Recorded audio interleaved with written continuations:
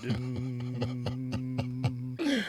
one, boom, and we're live. Let's go, champ. The champ. Let's go, champ. If you said anything else other than "Let's go, champ" as the first thing you said in the podcast, it would be a giant disappointment. We had to start it off right. It's the champ, Shannon the Cannon. Let's go, champ. How did you get started doing this, man? That is the you would think that something like as simple as "Let's go, champ." Like, that would catch on. Right. How would that be so inspirational? Oh, man. I see your videos every day. I get pumped up. Oh, thank you, brother. Thank you. I appreciate it. And by the way, pleasure meeting you finally. Pleasure meeting you too, man. You too as well, champ. Let's go, champ. I appreciate this. I made it. I'm here with you. Dude, your videos on Instagram get me fired up. Thank you. You're positive. They're Thank you. exciting. They're fun. It's real. infectious. It's real. It's real. It is real. It's real, me. It's me. Dude, I've been a fan of yours as a boxer for a long time. Thank you, but, brother. But I love how you kind of reinvented yourself over the last few years. You know what I mean? Like you've reinvented yourself with social media. Is this something you've always been doing privately? You've been talking like this privately? 100%. Like, honestly, like, this is the first time in my life. I'm 44. I'll be 45 in December 4th in a few weeks. This is the first time in my life, honestly, that I'm really being myself. I'm not putting on a show for anybody. I'm just showing my real personality, which I'm silly, I'm goofy, I'm serious at times, I'm political at times, I'm a family man. I'm diverse, I love hip hop, but I don't like listen to rap lyrics, so I just listen to beats. So this is who I am, and with thanks to social media, I'm able to just show it to the world, and I let my guard down. To be honest with you, I'm finally being like, I'm not trying to be a tough guy because I'm a boxer. I'm just being who I am. Well, it's fun, man. You could tell because there's no other forum where you would just have a camera pointed at you and you could just saying "champ, champ," and you're like mixing smoothies and talking about organic blueberries and all the healthy shit you eat. That's it, champ. It's very exciting, man. I mean, like, you'll do like a video just telling people to drink water. It's true. And you're like, fuck, man, I'm going to go out and drink some water. It's serious. You got to stay hydrated, champ. I listen to you as well, and, you have a war on sugar. They say a war on sugar. And I'm totally, for that because it destroys you, man. It destroys you at every level, mentally, physically. It just takes away from you. So I try to tell people, eating right and changing my diet changed my life. I was like finished. I was like gone. I was 403 pounds. I was out of boxing. I was financially in ruin, and changing my diet just totally made my life different. Well, I love your story because I love a guy who I love a success story, but almost more than a success story. I love a success, then fuck your life up, then get it back together again story. Right. I like that because there's a certain amount of enthusiasm that you have that you know that you've seen dark days, but now you're back. Right. And that's part of like the fun of what you're doing. You know what I mean? Brother. Thank you. The sugar thing is a fucked up thing, isn't it? Like totally, that most people don't know. That's what screwed me up. I told you I was like every day McDonald's, and this is after years of eating right and just letting myself go, and that's a whole nother story. But I fell into like deep depression. I was just eating junk food all the time and Krispy Kreme and sugar was just part of my diet, and it was making me crazy mentally. I was suffering from depression. I wanted to off myself for over 2 years. I was contemplating suicide, champ. I was just like to the point I didn't have a clue what to do. Although financially I was doing well, I had got out of boxing, I had got a job, but I had seen so much darkness in my life from a child. And it was overwhelming because what I did, Joe, was throughout my life, I would store things and put them in the closet. I was told very young that, you got to be the man of the house, so you got to, get over it. So you're doing that when you're 11 years old, 12 years old, 8 years old, that becomes, over time, I just, it snapped. And like too much pressure. Yeah, it was just too much pressure. And then, I'm a kid, honestly, fighting guys like George Foreman and Lennox Lewis with very little amateur experience. This was all happening fast, so it just became at the point, when I got older, that was just like hard on me. Well, when you were young, you were so hyped up. You had this crazy look with the dreadlocks and Teddy Atlas is behind you and all these big names, and everybody's like Shannon the Cannon Briggs is the next big thing. And, you had a lot of success, but there was some people that felt like you didn't live up to your full potential. And then you went away for a little bit, and then you came back, and you look better than ever. Right. Well, this is like, honestly, this is like my third comeback. Maybe fourth, to be honest with you. This is like my fourth comeback. So, because I've always had like a foot in boxing, but it was nothing really something that I was really dedicated to or had the right team behind me. It was always something that was to get me by, to make a living. And it's finally come to the point now at 44, being 45. I think about 3-4 years ago when I got to the point where I was like, you know what? I know I'm good at this. This is something this is a talent that I've had because I've had one foot in and one foot out, and I've done great. You know, they say you can't cheat boxing. I won the heavyweight title twice. You know what I'm saying? Not that I cheated boxing, but I never had the stability and the deep backing. I mean, I had a team behind me. Don't get me wrong, financially, but I wouldn't say they were for my best interest in the sense. Whereas like it was a marketing. You know, I could bring in big money from investors and stuff like that. But then it got to the point I was like, you know what, Shannon, I'm better than that. But I wasn't given the opportunity to have a real training, situation. You know, I was on my own for a long time. I've really been on my own, if you look at it, since like 1995 when me and Teddy Atlas split. I basically been on my own with different trainers and different promoters and really no management, just doing what I had to do to make a living.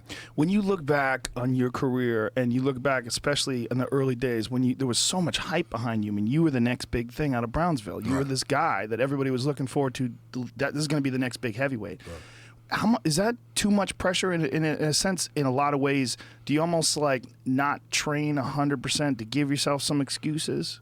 Is that possible? It's possible. I guess for other people, it wasn't for me, to be honest with you. What was going on for you back then? Like, what was that like to be that young, up-and-coming prospect with all those eyes on them? Right. That wasn't really it was overwhelming in a sense. It was fun, don't get me wrong, but it was overwhelming in a sense where it's like I knew I wasn't ready. I had a very limited amateur background. From day one, I was put on the top level. I mean, I had 10 amateur fights. I was on the USA team. I fought Felix Zavone, who had 300 fights, when I had 18 amateur fights on ABC Wild World of Sports. This was a little overwhelming for me. Now, I mean, 18 amateur fights, and here I'm fighting a guy, a gold medalist. Right. But, it happened. So I kind of started out young knowing that, you know what, you're going to be on the big screen. You're going to be out there, although you're not prepared. So you felt like you were always playing catch-up? Always. Until the last couple of years where I was home making videos and had time to get in shape. I haven't had a drink in over 5 years. I started drinking when I was 13 years old. Whoa. You know what I mean? I was 13 years old, I was drinking. I was homeless from when I was 13 to about 20 years old, living here and there. So I've been on my own since I was a kid, you know what I mean? So when I was put on the amateur top level, I've always been in a situation where besides playing catch up, I'm on the big screen and I'm not ready. But I got to do the best I can. And I've always done that. And that's what I try to tell people, do the best you can. You know what I mean? Do the best you can because you never know. But that I'm not ready thing seems to have been a constant theme. Like that was always in the back of your head? Right, 100%. And that was confidence. That's what confidence is. If you go into any fight saying, damn, I'm not ready, you already half defeated. And I was so talented that I could still overcome, Right. I fought George Foreman basically on my own. I wasn't with Teddy. We had split. I met a guy down there, not a guy, a friend of mine now, Carlos Abuene, and we trained for about 8 weeks, and here I was, battling George Foreman, and got a close decision, but here I didn't get knocked out, and I was happy with that, and I became the linear heavyweight champion. I was like, wow, What is it like to beat George Foreman? I mean, unimaginable. There's a Mount Rushmore of boxing when it comes to the heavyweight division. For sure, George Foreman's on it. Yeah, definitely. Great guy. It must have been a trip, too, to just be looking at him on the other side of the ring. Yeah, it was. Again, I wasn't ready, but I was there. I wasn't ready confidence-wise. I just met the trainer. We, got with him. He spoke no English. All he would tell me is, give me a jump rope and say jump. I jump rope, you know what I mean? He spoke no English? Spoke very little English, and I speak very little Spanish, but understood work, and we just worked, and I won the title. Wow. Yeah, it was cool.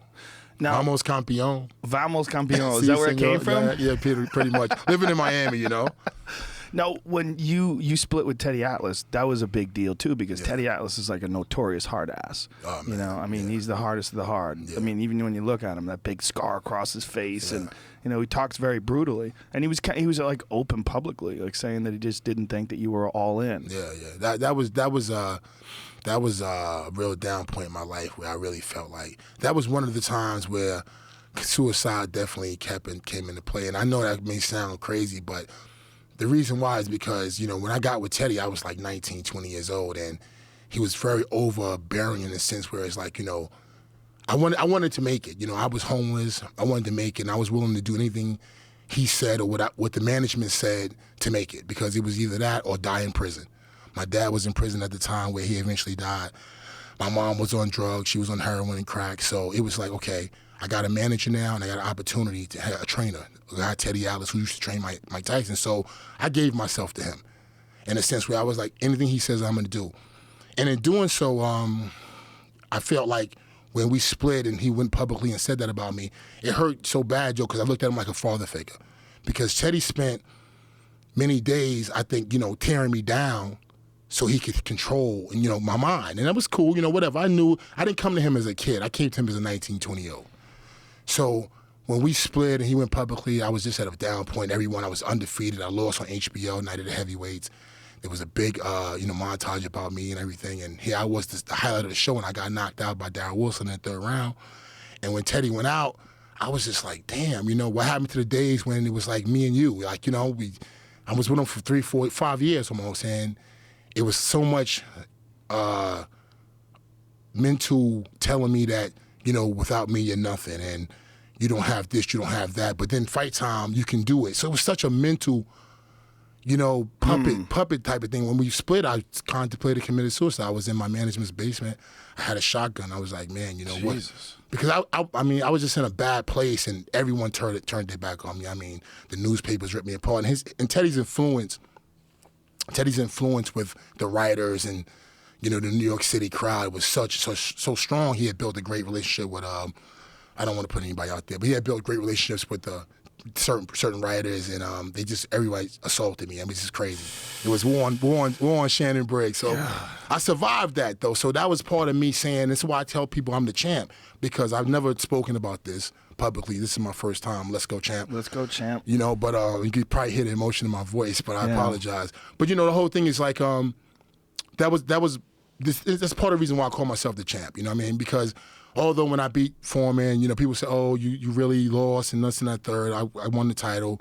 That wasn't winning. Winning was doing that when my mom had just died on my birthday. You know, that was to me why I'm the champ, you know, because I went out there with, you know, without a stable trainer, and I still fought and win 12 rounds. That's why I'm the champ. Then, you know, those type of moments in my life is why I say I'm the champ. Winning the title again with 1 second left on the clock with Liakovic, that's not why I'm the champ. No, because I fought that fight with an asthma attack. You know, I was born asthmatic. The fact that I'm even boxing is unreal. You know, I spent my childhood in the hospitals. I hardly got an education. I dropped out of high school in the 9th grade, Joe. So, you know, part of my school, they used to go on trips, was to come visit me in school because of my asthma. You know what I mean? So for me to become heavyweight champion in the world 2 times and about to be 3 very soon, this is an accomplishment for not only myself, but for asthmatics and people who didn't give up. Because I wanted to give up when Teddy left me. I wanted to give up, champ. Well, people who don't know boxing maybe don't know the legend of Teddy Atlas and how he directly connects to Cus D'Amato and the early hard days of the Tyson camp. And, you know, Teddy's he's like a famous motivator, I would say, you know, in a lot of ways. But I think there's a certain amount of intoxication that comes from people telling you you're a great motivator, and you start to believe it and buy it into yourself. You remember the Tim Bradley fight? Yes. Where he's in Tim Bradley's corner. He's like, "We're firemen. We fight fires. What do firemen do? They fight the fire." Yeah. I love Teddy. Listen, man. You know, it's hard for me, and it's hard for me to talk about this now because, like, this is before the fame for Teddy. Right. Like, when we met Teddy, I think he was working in a liquor store. I'm not sure. No disrespect, but, you know, that's just the facts. And he wasn't doing well financially. And my manager was like, you know what? Like I spoke about earlier about, he was a guy who can go out and raise capital. And he had this young kid from the same neighborhood as Mike Tyson. I had just won the the U.S. Olympic Championships, 92, and 92. And he was able to go out and get guys, hey, look, back my guy, you know, like racehorse, you know, let's keep it real. And he got this famous trainer to train his racehorse, and it was Teddy Atlas. And I submitted. I was like, hey, whatever. I had to listen. Right. It was this or jail. I said, Dad was in prison. My stepdad was in prison. Mom was in the streets. And the manager was like, hey, you know what? Sign with me. I'm gonna put your mom in rehab. And I was like, hell yeah, okay. And he did everything he said he was gonna do. And he believed in Teddy, and then I believed in Teddy. And Teddy, in the process, I watched him say, he told me I would never be a commentator because he doesn't feel is right to talk about fighters. This is what he told me. He said he would never be a commentator. Never. But of course he is a commentator. This was before he became a commentator. So he decided to become one. Right. A lot of things that were said,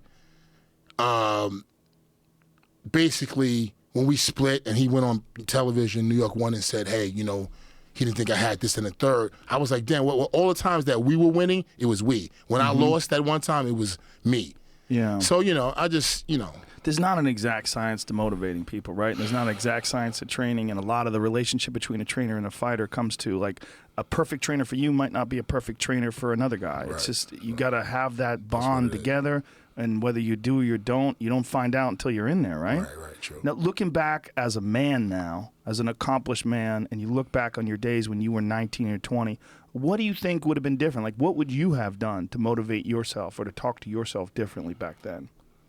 What I'm doing now, to be honest with you. I honestly tell you, Joe, like, what I'm doing right now, being free. Everyone's not that type of fighter. He worked great for, I guess, certain people. I'm not that type of guy. Look, I'm a funny guy. I like to have fun. I like to laugh. I like to bug out. I like to live. I'm happy. I'm a happy guy. Teddy is not. We different in that way. You know what I'm saying? And for a long time, look for example, Ali. Yeah, Ali trained to Archie Moore. He trained with other trainers before he got to Dundee. Right. Dundee knew how to train Ali. Let him do him. Yeah. And this is what I'm doing now. People say, my guys who work with me, Jesse Robinson, Stacey McKinley, the great Stacey McKinley, the great Jesse Robinson, these guys know how to train me now. And although I'm 44, almost I'll be 45, I've learned later on in life how to just be me.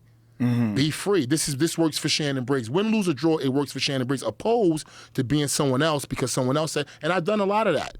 And it became a syndrome, whereas, like, I grew up in this with a manager, with a trainer, and an investor. It became like a process for me to go through it over and over and over again. It's like to the point where, like, hey, you're a man, champ. Do you feel like all these people were trying to shape you and you were resisting it, or you were confused by it? I was going along with the program, champ. Whatever, survival.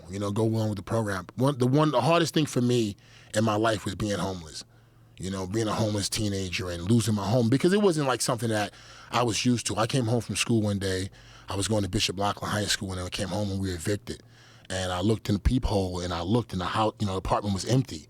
And I was like, I lived there all my life. I was born and raised in Atlantic Towers, So that was a turning point for me. I left home. I left that building that day, a homeless kid, and no more comic books, no more toys that I grew up, And if people who look at me on the gram, they see my personality, you know what I'm saying? They see the comic book side of me. They see the television side of me, whereas I lost my childhood that day.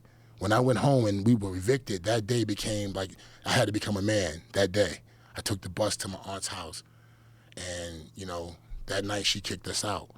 So my life was no longer had a color TV in my room, and, it was all about survival. I started getting in trouble, and life took me to where I am now. Wow. And you were boxing then at the time too? Nah, never boxed. When did you start boxing? I started boxing when I was like 16, 17. So you started boxing as you were homeless? Yeah. Wow. Yeah. And how were you doing that? Like, where were you sleeping? Different places, sometimes an aunt's house, a cousin's house, a friend's house, sometimes a shelter, wherever I could, champ, be honest with you. And so it wasn't until you started having some success as a boxer that you stopped being homeless? Yeah, well, I got an apartment. My rest in peace, Jimmy O'Farrell, my savior. I found his gym, Starrett City, when I was about 16 years old, and I slept there many nights too. I would stay in the gym, and that's what kept. It was funny because boxing always drew me back in, because I might get in trouble, go to jail, get arrested or whatever as a teen, and if I wanted to get out of trouble, I'd have to go to get Jimmy O to hopefully sign for me for probation or something like that. And then I'd have to use the gym as my residence. I sleep in the gym, man. It was freezing many nights, but it's what I had to do. And so I was drawn back to boxing. I wanted to. I always had the talent. So, like for instance, let me tell you this: my first guy that ever gave me some money was Shelly Finkel. Wow. The first guy, I was like 17 years old, 18 years old. He was looking for me. He was calling around gym to gym. They said that kid's homeless. It got back to me. And Shelly Finkel was looking for me. I couldn't believe it because Shelly Finkel was, Shelly Finkel. Legendary boxing character. And I never forget, I swear to God, I went to see him, Joe, and he gave me $5,000. He was like, "You're going to make it." He was like, "I want, send you, with my team or whatever. I was like, I can't believe it. And I leave his building. I go to I'm in the train station, Joe, and I take out the money to get a token. This is when they had the token booths. And this had to be like 89, 90. And a guy seen me with the money. I was homeless at the time. He seen me trying to get a token. I took out one of the hundreds. He tried to rob me on the train. He followed me. I couldn't believe it. I had never seen $5,000, let alone I had it in my pocket, right? And I'm thinking this, right? So he tries to rob me on the train. Bro, I beat this crap out of him. It was crazy, Chad. Picked the wrong dude. Yeah. Now, when you went that long period of your life where you're boxing consistently and then you stopped for a while, Right. What was going on there in your life? Let me see, man. How long did you stop for? Just years. How many years? A year here, 2 years here, 3 years here. I wasn't consistent. I just, like, again, man, it goes back to the confidence, Just never really had the confidence to really want to do it, to just really feel like I had my feet solid in the ground. And these last couple of years gave me that. It gave me the opportunity to just, train nonstop. And that's what I call it, not that I'm making up for lost time, but I call it making up for lost time. Because I'm training every day nonstop. I get my rest, of course, but I've dedicated my last 4 years to this, you know what I mean? And what made you decide to just clean everything up? Eat healthy, stop drinking? What was it like? How did you make that decision to just stop and get it together? I was suicidal, champ. I was like, so I had a daughter. I had my baby girl. I have 2 sons. Shannon Briggs, my boy, I love him to death. Let's go, champ. He's 19. My son, Shannon Briggs, who's 10 years old. I love him too. Let's go, champ. And my baby girl, Chloe, and she changed everything. She's 4 now, and it was 4 years ago. I got to everything. I always relate everything to 4 years. 4 years ago, my life changed. She came, and she was a spitting image of my mom, and I was just like, that was it. As soon as she came out, I could see my mom and her, and it was like my mom reincarnated. I'm the only child, and here it was. I was back with my mother again. I could see it. It was eerie. It was like a ghost. And then I was fat, I was depressed, and I held it every day. I sat on the couch with her every day for 1 year straight, like 364 days, I kid you not. I sat, my wife would, in the morning, I would just give it to my wife to breastfeed. I held it every day. And then it was like 364 days, I was fat, I was a balloon. I'd get up only to get food, I'd eat a big bowl of a box of cereal, I kid you not. I put the milk in the fridge. I put a whole box in a big, huge bowl. My friend called it the Unga Bunga bowl. And I'd sit there and I'd eat a whole box, And I would hold her all day. And then finally one day I said, you know what, bro, you're going to kill yourself.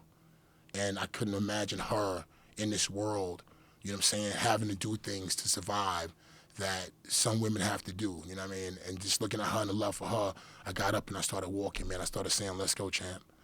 Let's go, champ, I had no entourage, no more friends. My money was gone. I had an entourage at one point. I thought they jacked the show from me. I had friends. I had cars. I had a lot of that, and then that all disappeared, and it was just me and my baby girl and my family, my wife, Alana. Shout out to my babe. Let's go, champ. And it was just a lot of hurt and memories and anger.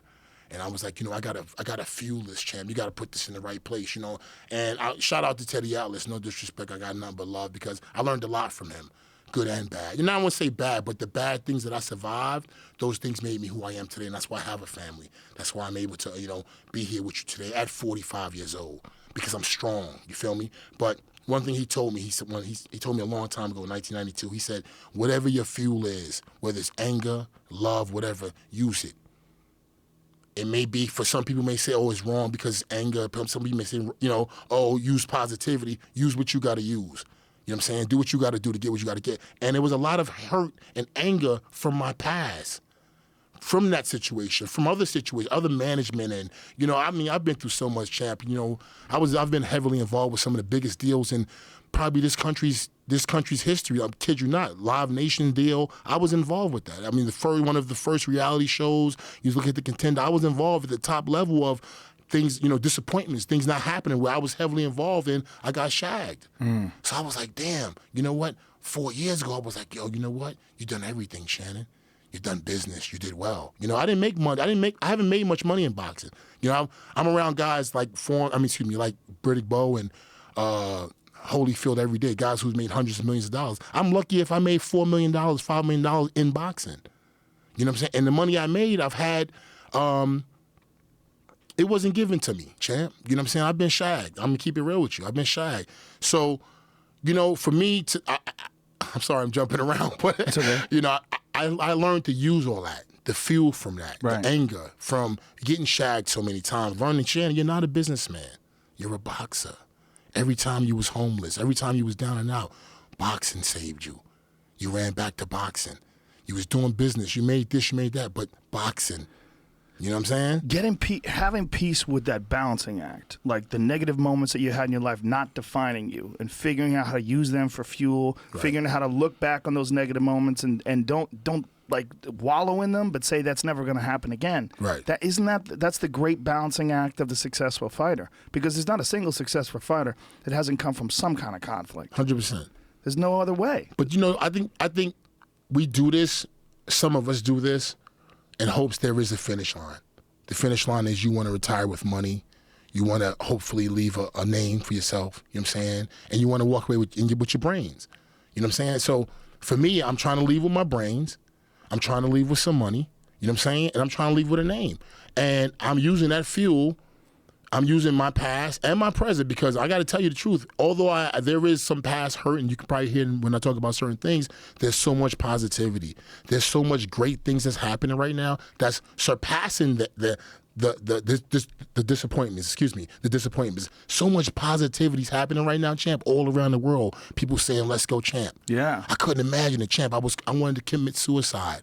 And now I'm walking everywhere I go. People going, champ, champ. Dude, I got texts from everybody. When we put on Instagram that you were coming on here, I got texts from everybody. Michael Bisping, UFC middleweight champion. Let's go, He was like, champ. I love that guy. Let's go, champ. That's my man. So many people love you, man. Yeah, yeah. You are spreading so much fun and positivity. That's the through fuel. those That's the posts. real fuel. Honestly, champ, look, it's two tanks. There's the disappointments and the hurt, and then there's the reality that right now I'm alive. I survived bad food. I survived myself drinking, champ. I was champ. Listen, at one point, Joe, they had me on Depakote, Seroquel, Xanax, Zoloft, and Paxil. All together? Not together, champ. But you know, they gave them to me. Now, listen, I didn't take the Depakote and the Seroquel because I was like, come on, champ. You What can't is be that serious. stuff? It's like tranquilizers. Jesus. Yeah, I was. That's how bad I was. They're trying to slow you down. They was trying to kill the champ. You know what I'm saying? Get this big killer. Let's go, to sleep. champ. And I survived that. True. That's why I'm the Wow. champ. That's why I'm the champ, because I survived that. That's overcome and be like, you know what? I lost 160 pounds. Look at me, champ. You look great. Look at me, God champ. damn. That's Look good. at me, champ. And you're 44, almost 44. I'll 45. be 45 in a week or two. And people are ducking you like crazy. Man, they don't want no That's piece of the interesting. champ. They don't want no David piece Hay, of the dude. champ. David Hay Soft said he for was them. all in. Soft for the He baby said he was shit. all in. I'm sorry, I cursed. I apologize. That's okay. Curse away. This Let's is the go, internet. champ. But David Hay was all in at one point. Yeah, soft. You saw too many left hooks to Than the a liver. biscuit. Softer Like, than a biscuit. Yeah, yeah. What happened? I went over to England, which I love. Was my UK hat? You went over there just to fuck with man, him. totally. You got an apartment. Totally, champ. And again, that's the fuel. That's Yeah. the fuel. Like, honestly, I was down and out, champ. Listen, so many days, you know, I was like, man, you know what? I'm trying this thing, man, and no one's giving me a shot. And I'm like, you know what, man? Maybe I should get a job, and maybe I should. I'm like, you know what? Then I woke up one day, and guess what? Snoop Dogg said, "Let's go, champ." Really? I swear to God. I remember that. He was smoking weed. Yeah. He was like, I'm fucking with you, champ. Let's go, champ. Come on, champ. That was, the night before, I was like, bro. The night before, I was like, yo, bro, you really trying, champ. You have fights, man, and maybe it's never going to happen for you. You know what I mean? I was like, yo. And then I woke up like 4 or 5 in the morning. Snoop Dogg was saying, let's go, champ. I said, I'm back. Let's go, champ. Let's go, champ. I said, I'm back. Oh, that was beautiful, Yeah, man. champ. Well, you've done some crazy shit too, Yeah. though, man. Like especially with the Klitschko's. Yeah, soft. He's softer than a biscuit. You've had a lot of fun videos though. Showing up, drinking his water, Yes. fucking with him. Yes. You knocked him over when you were Yeah. riding a I boat. got And he his was on the ass, paddleboard. chomp. I got him, chomp. How long ago was the paddleboard incident? Man, I don't even know. I lost track of time, champ. I was like 2 years maybe. But you couldn't get a fight with him. Nah, he's soft. I've been chasing Klitschko honestly since like 2005. I was supposed to fight him. Like honestly, we were supposed to fight. He fought in New York City. He was supposed to fight Shannon Briggs. Everything was set to go, and he wound up fighting Calvin Brock, who's from North Carolina. I couldn't understand it. Where we had We literally New had a York. contract. Yeah, it was Yeah, New York. It your was a great people, fight. right? It was going to sell out. A lot of fans would All have the been crazy. time, all the time. You know what I'm saying? Because I'm bringing that. That's But what he I didn't come want with. it. He didn't want it because I was dangerous, and that's what I'm going through right now. They can say what they want about me, Joe. This and the third. Oh, he's crazy. He's this. But guess what? I'm dangerous. I've got tons of emails. I'm not a snitch. Listen, I got tons of emails of guys with their managers saying, "No, not right now. He's too dangerous." I've got Deontay Wilder backed out of a fight with me for $2 million. He can't front. I got emails and everything. Let's go, champ. I'm getting excited, as you can tell. Well, once you started calling him Yeah. Beyonce, I was like, Let's go, champ. Champ went to DEFCON 4. You started calling him Beyonce As you can see, Wilder. the meter's rising now, champ. The meter's rising now. Now we talk about what I want to talk about, fights. Let's go, champ. Let's go, champ. Let's go, champ. Yeah, it's the champ and Joe Rogan. Oh, man. Yeah. The Klitschko one was particularly hilarious Yeah. because he was on that paddleboard. Yeah. There's nothing more humiliating than Yeah. to get knocked over Yeah. He on a still wouldn't paddleboard where fight people me. are talking shit. And he still wouldn't fight me. He still wouldn't fight me. Come Here on. it is right here. Yeah, look at him. First of all, Look what is he at him. doing out there on a Right. paddleboard by himself? Looking stupid. In the middle of nowhere. I mean, this is almost like a setup. Nah, it's Like, stupid. a He lot does of this people every saw Wednesday. this. Does he? Yeah, he does this every Wednesday. So Where? anybody Where want does to go he knock go? him off, go ahead. Where does Get he yours, go? I got mine. Where does he go? He's in Intercoastal somewhere. Where is that? Is it Miami? Yeah, Fort Lauderdale. Oh, Hollywood. That's Hollywood, champ. Shout out to Hollywood, Florida. Best town in the world. Does he live down there? Yeah, he lived down there. I live down there. We all live down there. And so he would stand on that paddleboard, go out in the middle of the ocean, and be paddling. And you just knocked him over. Yeah. And he would just be paddling around. Yeah, that's his exercise. What a weird exercise. Yeah, he's a weirdo. He seems like a strange guy. Yeah, he's weird. That's how the beef started, Joe. Shout out to Chris Lawrence, the Heavyweight Factory, who's the greatest guy on earth, honestly. Like, it wasn't for him, this guy put the fuel, put the cash behind me. I was flat on my face. This guy came and was like, you know what, I believe in you. I was fat, depressed. He seen me in the fresh market. He was like, damn. I was like, he seen me. I came back like 7-8 months later. I came to his office. I was like, yo, champ, what's up? He was like, damn. He called me and, a week later was like, yo, we should do something. I was like, let's go, champ. And here we are today. You know what I'm saying? I've been traveling the world thanks to Chris. And now I've actually been ordered, the WBA has ordered a fight between me and Lucas Brown.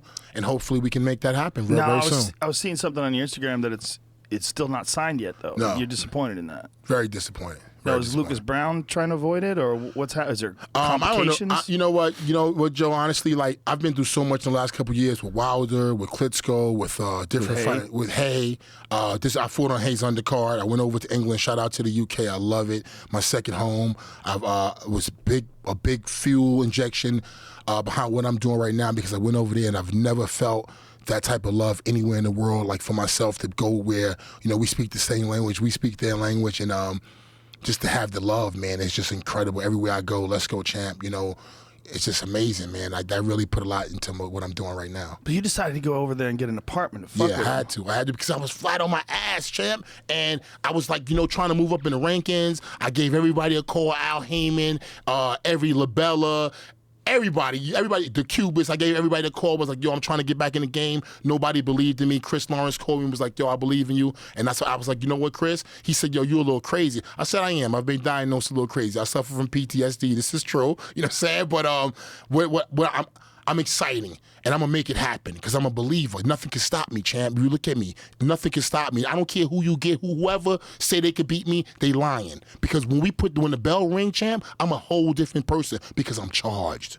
Look at me. Look at what I've been through. Look what I'm telling you. You can hear the emotion in my voice. The pain still there, champ. I'm in. Let's go, champ. I'm in. Let's go, champ. Let's go, champ. I don't understand why it's so hard to get you fights. So this is what I'm drives dangerous, me fucking champ. crazy. Look at me. Look at me. And I'm crazy. I believe that. I don't if I was a promoter, I don't care. I don't care who I fight. They can say what. And then I'm not stupid. I'm not gonna fight fights for guys for pennies. That's meaningless. That's gonna beat me up. I'm 44. I'll be 45. I already got so much limit on his body. I'm a heavyweight. I fought George Foreman, champ. I fought Vitaly Klitschko, champ. For free, by the way. We'll talk about that later. How was that free? For no money we'll down. Right? I fought Francois Botha, Ray Mercer. You feel me? Yeah. I fought some big punches, George Foreman. So for me, I'm not going to go down. I'm not going to fight every guy out there just to try to build myself. I'm a former 2-time heavyweight champion in the world. That alone should get me a title fight. That alone, That's how it used to be. Guys have come out of retirement from the beginning, from the Sullivan days, and came out no fights and got a title fight. What drives me crazy is you're so marketable. That's what drives me crazy. The best like if ever. you were in the UFC, No promoter, the best ever. They would be lining up fights for you left and right if you were in the UFC. Listen, champ, I know Dana. Dana's my boy. Now, that's another story in itself. 1993 or 4, Meyerowitz is his name, right? Bob Meyerowitz. He sold the UFC to Dana and them, right? Yeah, in 2001. Call Rob right now. He tell you who his boy is, Shannon Briggs. He was sitting on the couch with me waiting for Mark Roberts to come home to try to get Mark to go in with him with the UFC. Wow. Let's go, champ. Let's go, champ. Sitting on the couch with Rob. Well, boxing is hard to get fights lined up because there's so many different conflicting promoters and different, and everybody wants their piece of the pie. And then it's hard to get fighters to agree to fight someone like you who's dangerous. Yeah, I'm dangerous. I'm fast. I punch hard and I got a chin. So, they only count on one thing, that I run out of gas. And I say this all the time, champ. If your biggest asset is hoping on that I run out of gas, you fucked up. Excuse me, excuse my language. I apologize, boys and girls. Don't apologize. You messed up. Excuse me, I apologize, boys and girls. You messed up.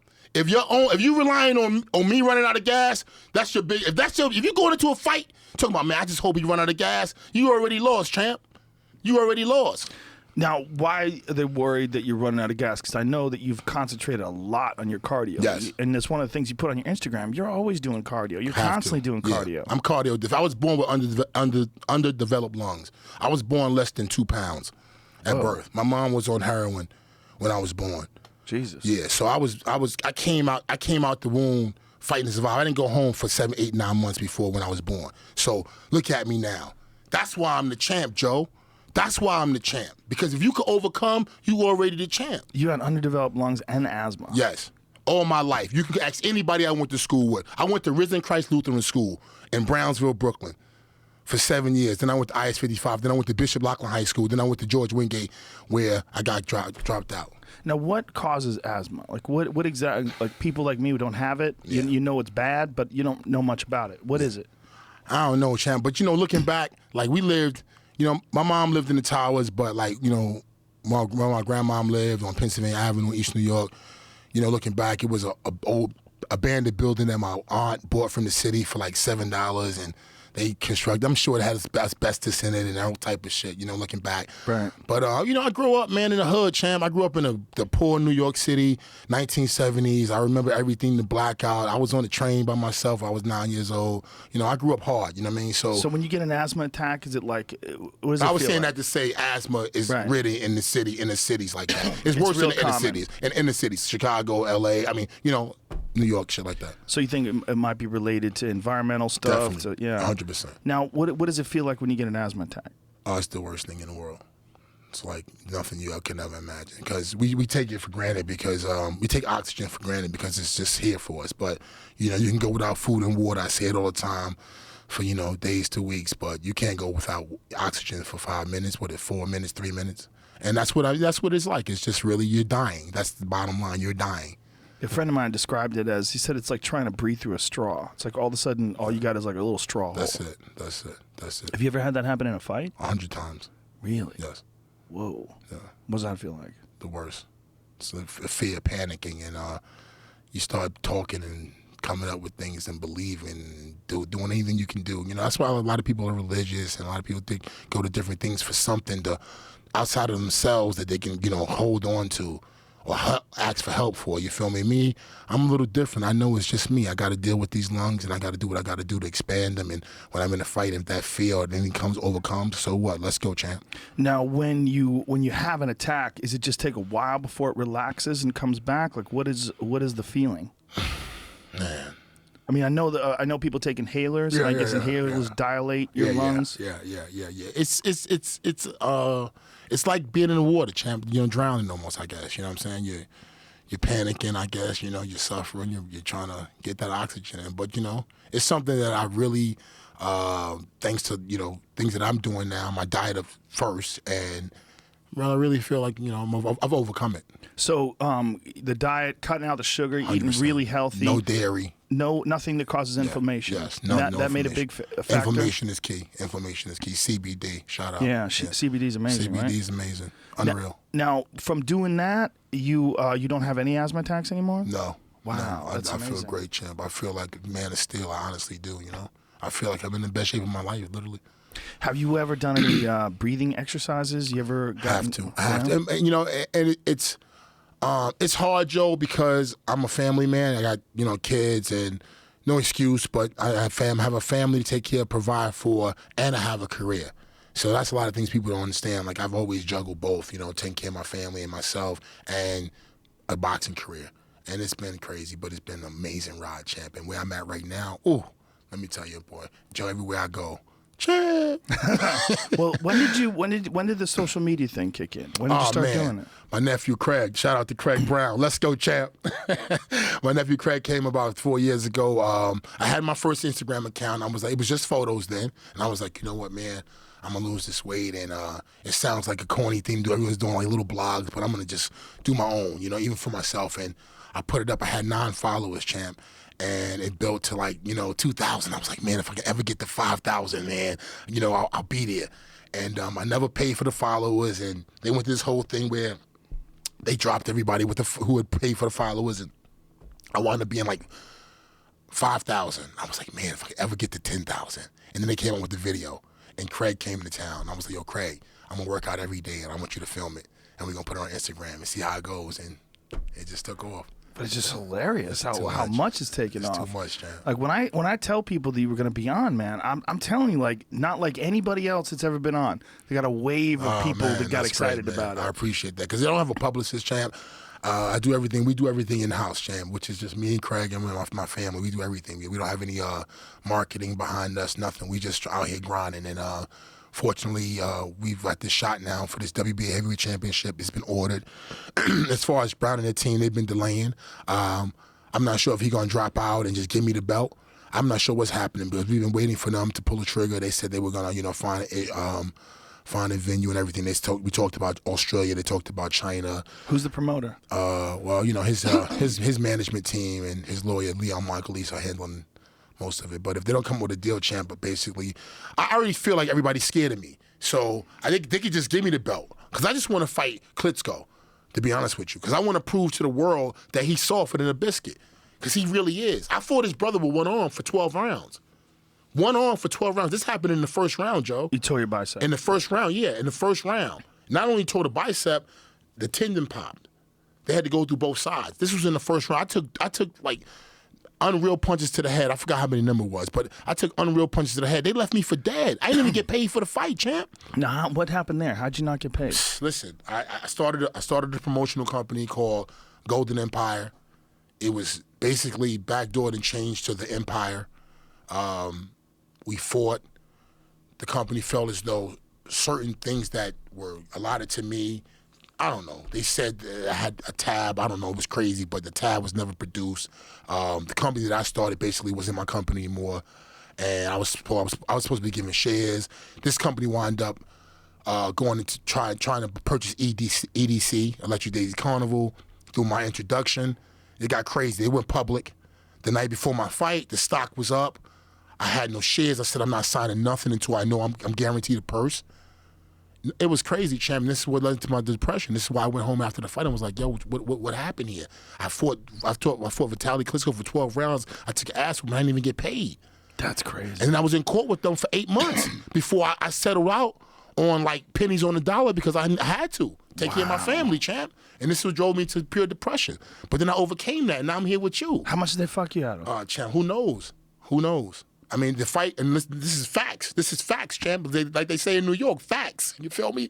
Listen, it was the highest grossing fight as far as TV coverage in history, either one or two in German history. Shannon Briggs versus Vitaly Klitschko. Well, he's a huge star in Germany. And I was huge. And I went over there and I bought action. And the people was like, yo, listen, this guy can sell. We want to see this fight. The ratings were unreal. It was like the highest rating in history. Champ, I ain't get $1. That's so crazy. Not $1, champ. How could I not fall into depression? But how could I not come out of it? I've been fighting since day one, champ. Fight to breathe. I've been fighting to breathe, champ. So that was the last big bad moment. Yeah, that was harsh. Yeah, I'm back to normal. Yeah, that was harsh. Well, you came out of it, man. Yeah, That's champ. the beautiful thing about it. You came out of it. Yeah. No doubt. Now, at 44, almost 45 years old, how much? Sagittarius, December 4th. How much have you had to like alter your training, like as you've gotten older, you've gotten wiser with it? Because I remember there was something that Larry Holmes talked about a lot when he got older. He's like, what he did that was smarter. He goes, I'm not training 7 days a week anymore, 6 days a week. He goes, I'll train 4 or 5. And he goes, and I won't do 3 hours. I'll do an hour and a half.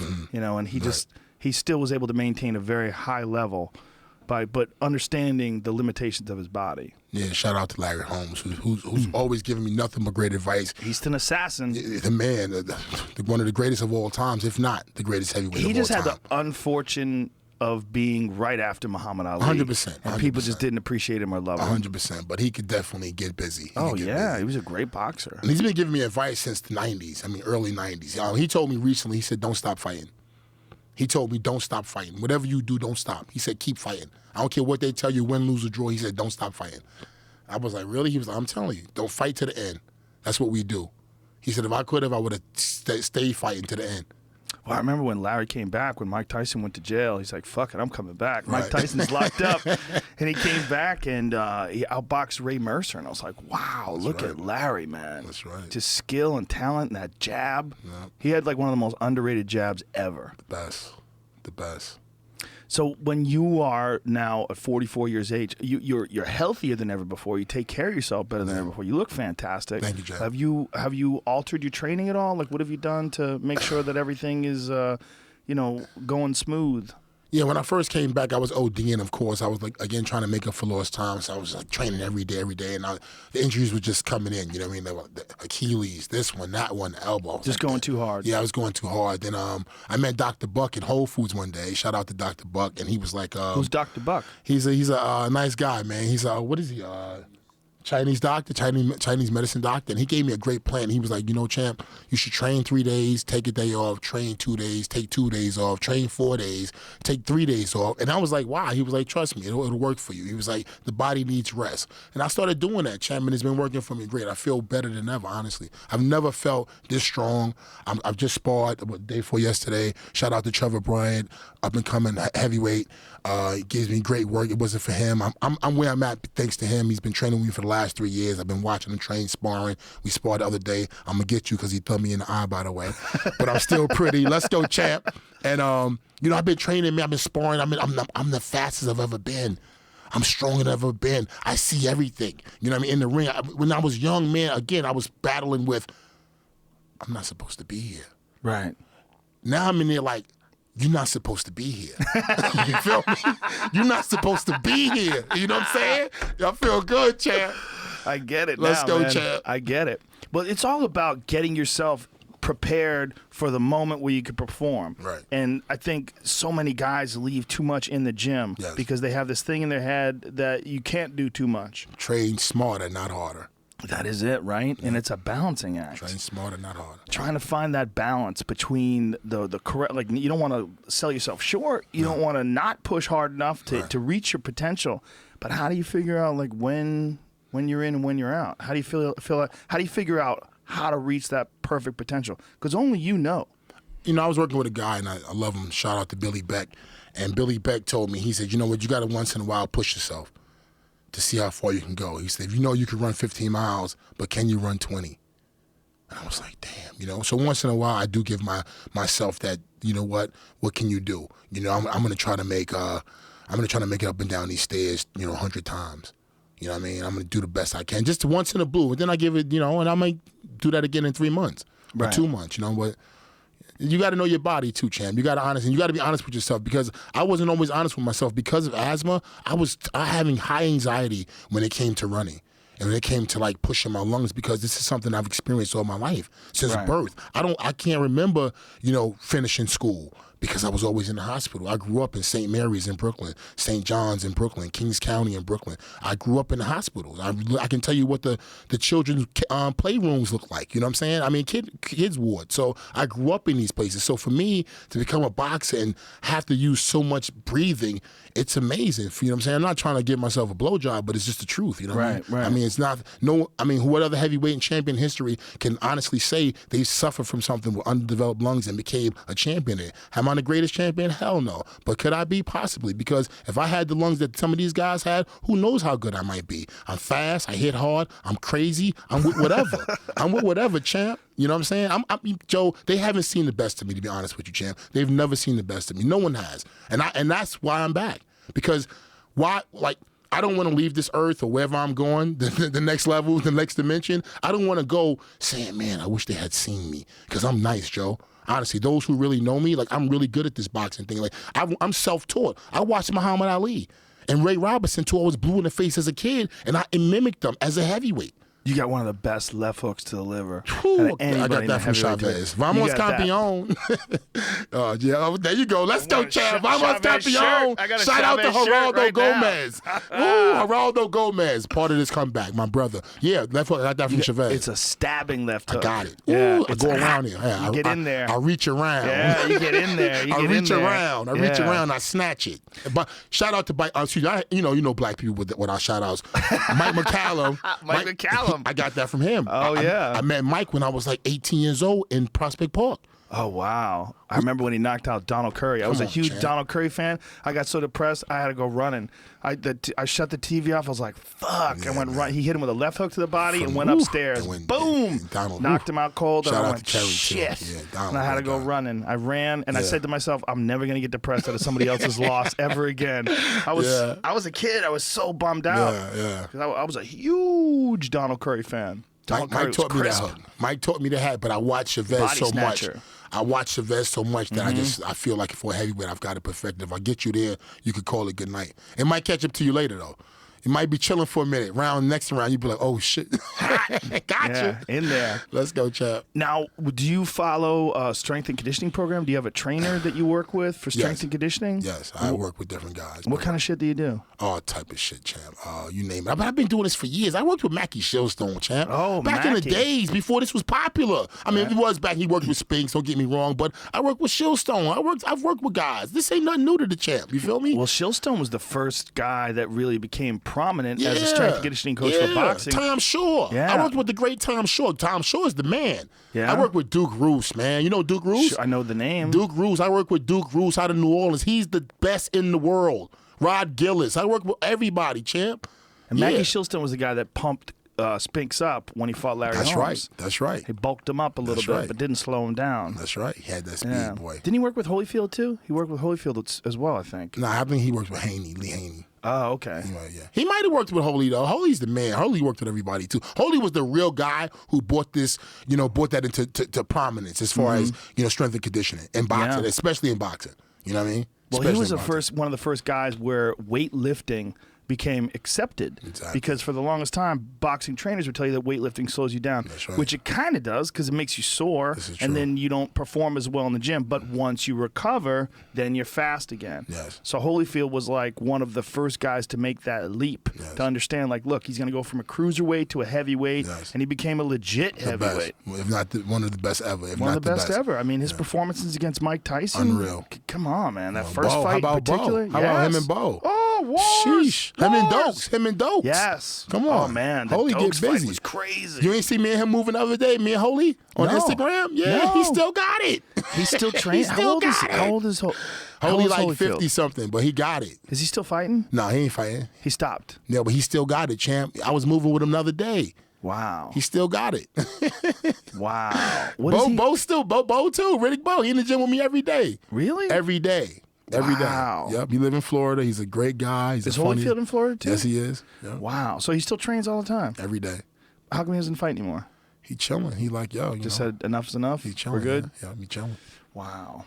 So when you work with a strength and conditioning coach, like what is like a week in the life of Shannon Briggs when it comes to training? Like say if this fight gets signed and you know you're going to get started, how do you organize your weeks? I already started, but what I'm doing is basically I'm using a strength and conditioning day with boxing, a running day with boxing, a rest day, a strength and conditioning day with boxing, a run day, then another run day. You ever fuck with yoga? The best, yes. Do you? Christine's great. Yeah. So you got all kinds of stuff going on. Flexibility, I have to, champ. yeah. I'm doing everything I can do possibly. Cryo machine, you name it, hyperbaric chambers, everything I could do. I'm looking for the edge because everyone's they got it, champ. I'm broke. They got money, so imagine what they got. You know, I'm scrambling to get everything I can get. You know what I mean? To get to the next level. I know. Yeah. I see it in you, man. And I'm me, like many other people, rooting for you. Thank you, champ. It's frustrating when I see you getting close to these fights with guys like David Hay, and then it falls apart. He is such a sucker. What happened with him? He said he was going to fight you. I went over to England, champ, and they showed me nothing but love. They seen the true character of who he really is, and that he ain't really a good dude, man. He's not. He's a businessman, but he's also like he's a weird dude, man. You know what I mean? You know, I shook his hand. We said we had to go. It would be great for a great fight, win, lose, or draw for either one of us, and everything was set. And I did everything they needed me to do, and then he just deaded the. He felt he was looking for another deal. And the truth of the matter is, I heard this from the inside that he was like, he's too dangerous. You know, that's just the bottom line, which is what they all say. Well, he's a fairly small heavyweight. Yeah, I smashed him up. That was an easy win for me. That was a layup. I was like, oh, look at him. I'm going to smash. And he was scared. I seen it in his eyes. I'm from Brownsville. I got one thing. I can smell when you scared. I'm from the same neighborhood as Mike Tyson and Riddick Bowe. I know when the man's scared. I went up on him, Joe. I looked in his eyes. I seen his lips. He was trembling. He was scared. I could smell it. I was like, ooh. I said, this is a layup. This is a layup, champ. This is an easy one, champ. Yeah. What does he weigh? He's not like a heavy guy. Nah, I had that one, champ. I could see me just snatching him. Then he and went just ripping vegan him too. up. He went vegan, so he lost even more weight probably. Yeah, exactly. I'm eating bulls and cows and all types of dinosaurs. I'm straight animal. What is your diet like? How do you organize your diet? Organic everything. You know what I'm saying? Just to try to, if it's Camp meant it to, out it's at Whole meant to. Foods. I camp out. They know me well. You know what I'm saying? They should be sponsoring me. Shout out to Whole Foods. I'm there every day. It's $150 to $200 a day for the family. Yeah, it's every day. Every day for the last 4 years, we've been eating from Whole Foods. Whole Foods is not every cheap. day. It's not cheap. $150 to $200 every day it's been. And I'm not bragging. I'm actually complaining but that's what it took because no sugar. I'm eating right. I use coconut sugar. You know what I'm saying? I've just tried to do the best I can. Considering I'm not a nutritionist. I live on my iPhone. As you can tell, I'm always posting. I'm always looking for new recipes or the next edge. You know what I'm saying? The best I can for myself. So I eat fairly well. All organic meats. I don't eat pork. I don't eat shellfish. No dairy. You know what I mean? I'm just keeping it as best I can. Do you get your blood work monitored? I do that. Like I do that as well. Yeah. I try to keep my levels where they need to be. Do you supplement? Like, do you take? No, unfortunately, vitamins? not right now. Not right now. Some CBD that I've been, and I was ahead of the game with that too, champ. And I'm not trying to give myself a blowjob, but I was suffering from depression, champ, and I was fortunate to. I went and got like 10 different MRIs, and I was like, what's wrong with me? I'm always depressed. I'm always feeling like I feel some anxiety overcoming me, and I was given this and that, and then I was hip to CBD 4 years ago, and a life-changing experience, you know what I mean? But I'm here, champ. I'm here. Well, CBD, it's an interesting thing because it's a part of marijuana, but it's not psychoactive. Not at all. A lot of people they hear about it and they get worried about it. Right, they feel like it's drugs. Yes. But it has nothing to do with that. It's like one of the beneficial parts of the plant. It just eliminates inflammation, and for people that have arthritis or all kinds of other injuries or just hard training like you're doing. And I was drinking since I was a kid, you know what I mean, honestly. And I had a family member that was a marijuana smoker, and this person was abusive to me. Very abusive physically and mentally, and so the smell of marijuana was something that always reminded me of those times as a child. So you know what I mean, growing up. So I never was attracted to weed ever, but drinking was my game, which was worse. I was drinking since I was a kid, and I shouldn't have been. And it's just they let me down some dark days. Were you drinking during training camps? Not really. I was never that type of drinker, but after a fight, celebration, Heineken and Hennessy was, chasing and just being, a kid, I guess. Yeah. Being an idiot, not a kid, being an idiot. And how did you get off it? My daughter, man, my daughter, I was taking, like I said, I was taking the different antidepressants, and it gave me Xanax as well. And my mom was a heroin addict, like I told you, crack, and, she died on my birthday of an overdose. And I said, if I was ever hooked on drugs, I'd rather die than, be a slave or hooked on something. And I remember not taking the Xanax for a couple of days and just having like the jitters, and I was like, yo, this is horrible. And that happened. That went on for like 6 months. And I was blessed. And when I was introduced to CBD, because my life changed, I went from not knowing what I was going to do and fearful to calming down. And this is all from my past. So many things happened to me as a kid. I don't need to harp on, but my childhood was rough. And people don't realize how much kids internalize and become adults. A broken kid is a worse adult. It forms you. Yeah, it forms you. And when I got money, champ, I was 20 years old. My manager, moved me out to Jersey. I was living in South Orange first. West Orange, big mansion, you know what I'm saying? Always living in a nice house. I had a car. But I had no money, but I had the things that, you know what I'm saying? Well, to me, I made it. I had a credit card, I could get clothes. All I had to do was fight. So I had a nice thing going, but I wasn't really dealing with the fact that my mom was on drugs, my dad was in jail. You know what I'm saying? You weren't at peace. I wasn't nowhere near peace. I didn't know and that's what yoga's done for me. Yoga has done that for me. People, they see the crazy side of me. Like, I'm like the spiritual crazy warrior. Don't even say spiritual, because I'm not even spirit. I'm just like the crazy warrior. But I get centered when I have to. And that's what I'm learning. Like, I never knew how to turn on the Let's Go champ. I tell everyone, listen, there is a champion with all of us. People see me hype, how I go from, that's me turning on the champ. Champ. That's me turning on the champ, because I didn't know how to do that. That's why I said I'm in the best shape ever, because now I can zone out. I was on my way over here, champ, in the car, and I was like, damn, I'm nervous. And let me tell you why. When I was fat and depressed and down and out, I was watching you. And I said, damn, I need to get my shit together. And to do that, one day I'll be on Joe Rogan's show. And I'm not bullshitting you. Anybody can say whatever they want to say. I'm sitting to be honest with you. So on the way over here, I was mad nervous. But I was like, let's go, champ. No need to be Let's nervous, go, man. You know, one of the things I love about you too, like you push that positivity on other people, and you want them to be positive too. It's not just about you. Nah. Like, you call everybody champ. Everybody's a champ. You get, they're all smiling. You look at your videos. That's real. That's a real happy, thing. man, because I'm happy to be alive, Joe. I wanted to kill myself. So many kids commit suicide around the world, champ. I've got thousands of emails and texts. Kid you not. I can show you on my phone. Thousands of emails and texts from people around the world said, champ, I was suffering from depression, and I wanted to kill myself. But thanks to you watching your videos, I'm motivated. And I'm not BSing you. Thousands, over 15,000 of people telling me, champ, thank you, champ, thank you. So this, for me, is amazing. No publicist, no company behind me. This is just me and Craig. That's all you need, though. That's You know what I'm saying? beautiful thing. You feel me? But that's why I feel good, champ. Yeah. Because I'm like, damn, if this was not real, organic, I'd be like, okay, I could be like, but this is just real. Right. It's not like a marketing Nah, gimmick. it's me, champ. And I'm either going to win, lose, or draw, and ain't going to be no losing being who I'm going to be for once in my life. Well, that's the beautiful thing about social media, is that it lets you be you 100%. Like, there's no director going, Let's go, champ. Yeah, there's no director going, Shannon, I see what you're saying, but now I want something different from you. We've got the Let's Go champ. Right. So let's try. I'm sticking. I tell people when it comes to that, people say, oh, it's boring. You do the same thing all the time. I say, it's just me, champ. Yeah, I'm like, you know what? It's boring. You watch it too much. Come back later. Yes, You know what I'm saying? Come back later, That's champ. exactly. Look, I tell people that about my podcast. You know, they go, man, I'm tired of listening to you. Good. Take some time off. I get tired of me too. Let's go, champ. Let's go, champ. Take some time off. That's right. I'm not changing shit. Champ, Just man, relax. Joe, I'm happy to be here. I ain't gonna lie to you, champ. Have you I'm happy here, to be here, man. This feels good, man, for real. I needed to vent too, as you can hear. You know what I mean? I needed to vent a little bit about the Atlas thing, and not that, you know what I mean?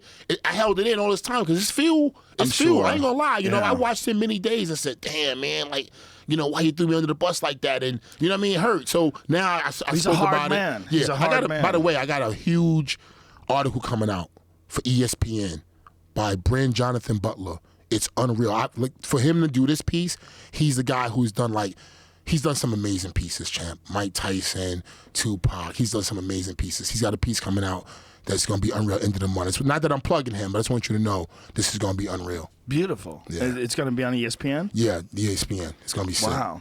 Yeah, it's gonna be sick. That's giant. Yeah. Well, there's a lot of momentum in your side. It's just a matter of getting a fight signed. Yeah. You know, and the heavyweight division right now is pretty exciting. Yeah, it's done. The fight's done. The fight's done. I'm just saying, for Brown and those people to act like they were going to grab the bull by the horn and not be able to come with a deal.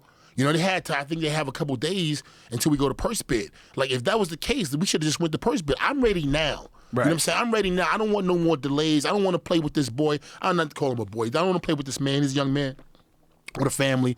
I don't want to play with him. I want the bell to ring because he in my way. Excuse me, champ.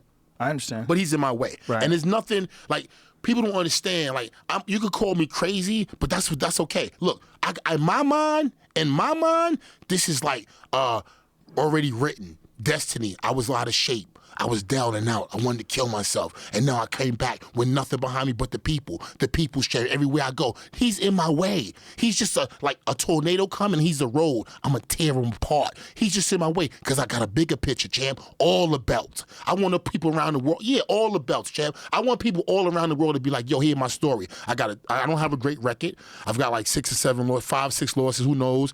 I had ups and downs. I've never been considered a great, but I fought guys who will tell you on the low, man, he get busy. Ask Lennox Lewis.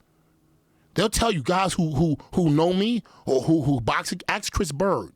They say, you know what? Shannon I never really seen Shannon. They never really seen Shannon. I'm honest. I'm keeping it real. They never see me. They gonna see me when this fight gets done. They gonna see me. They gonna see the real Shannon. They gonna say, wow, we didn't know you had all that talent. We didn't know. Let's go, champ. Yeah, they're going to see it, champ. They're going to see it for real. This is a lot of suffering and pain, champ. And a lot of love, too, because they're all around the world. They saying, let's go, champ, and they feeling the positivity. And they saying, you know what, champ, we behind you, man. The people, champ. That's not happening in boxing, champ. And that is another reason that's fueling me. Look at the boxing. Look at the state of the heavyweight division. It was flat before me, champ. Klitschko was doing nothing but stinking up division for years. Grab hold. Yeah. Come on, champ. You're the heavyweight champion of the world. You're supposed to be the biggest prize in sports. You're supposed to be out there doing interviews. You're supposed to be Muhammad Ali of the state. Kids around the world are supposed to know who the heavyweight champion of the world. When I was out there trying to campaign, and even to this day, you ask somebody who's the heavyweight champion of the world, they don't even know. Nobody knew. Nobody knows now. And he was a white guy. Yeah, but ask them now they don't even know. Nobody knows. Nobody knows. Now, you go around, and people call me one thing, champ. Yeah. They say champ when you're fighting. Exactly. So that's what I'm talking about. Bringing back the energy to the game. Listen, people told me all the time, the people in the game, and I hear people, rag you. I see on the comments, rag me to you and this and that third, and I appreciate you, champ, for, holding me down. But listen to this, champ. Listen to this, champ. The people inside of boxing is one thing. Inside of contact sports is one thing. But when you got people who don't watch boxing, who don't never watch boxing and say, hey, champ, I watch you, champ. It's social media. Mm-hmm. It's social media. Yeah. You feel me? 100%. That's what's doing it. So that's my goal. That's my point. The boxing people, cool. Not that I don't want them to know me. I'm not trying to alienate them and say, oh, no, fuck them. I'm saying, that's cool. I love y'all. Oh, you don't like me. I know I suck. I'm this and the third. But the outside people all around the world who don't watch boxing, the ladies, the kids, it's the champ, Shannon the Cannon, the kids. That's who I want. Because that's what I have right now. Right. Kids everywhere. I came out of a place the other day, and a kid, I know he wasn't a boxing fan. He said, hey, champ. I said, wow. I felt good, champ. I felt good, bro. I was like, that was like a Wheaties moment, champ. You feel me? I felt like a Wheaties moment, like, hey, champ. You know what I mean? And that's what I want, man. I want people to be excited about boxing because boxing saved my life. Every time I left the game, champ, my life fell down. Well, there was a long period of time while Klitschko was the heavyweight champion where literally no one could tell you outside of real hardcore boxing fans who the heavyweight champ was. Here in America, right. That was never the case. You would ask people who's the heavyweight champion, and they would, it's Mike Tyson, it's Lennox Lewis, it's Evander Holyfield, whoever it was. But for a long period, no one cared. It was just such a boring style. Yeah, he didn't want to mix it up and put it on the line. He was more concerned with his legacy, I guess, and playing it safe. And, I think it's like, if you look at wrestling or even like MMA, like you guys come back. You guys fight and you lose. Okay, you come back. You fight again. Yeah. There's no set schedule one with these guys with boxing. And then guys don't want to lose, and then they fighting guys. They fighting what I call pies. They fighting pies just to stack up their record. Right. You know what I mean? So they got great records, and we all do it. You got to patch. It's the game. Unfortunately, it's the game. But if you were telling me, look, you can fight you can fight Klitschko and win, lose, or draw. You're guaranteed going to fight another fight for $3 million.